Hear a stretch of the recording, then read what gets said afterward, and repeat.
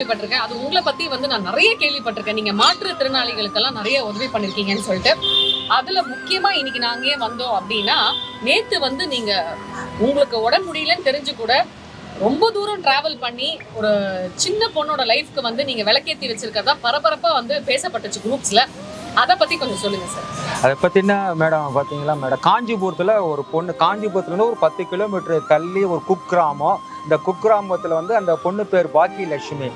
அந்த Bhagyalakshmi college first year போய்க்குது. First year போன பிறகு முடிஞ்ச பிறகு அது அந்த குழந்தைக்கு ஜுரம் மாதிரி கால் ஆகி 3 வருஷமாக அந்த குழந்தையால நடக்க முடியாது. இந்த விஷயம் எனக்கு நான் கேள்விப்பட்டேன். நான் பட்ட பிறகு அந்த பொண்ணு கேட்டது என்ன தையல் மிஷின் கொடுத்தா நல்லாயிருக்கும், அதை வச்சு நான் பொழைச்சிப்பேன். நான் அப்புறம் அந்த பொண்ணுக்கிட்ட கேட்டேன், நீ யார், குடும்ப நிலவரன்னு கேட்டால், அப்பா அப்பா ஒரு 8 வயசில் இறந்துட்டாரு, அம்மா மட்டும் தான் இருக்கிறாங்க.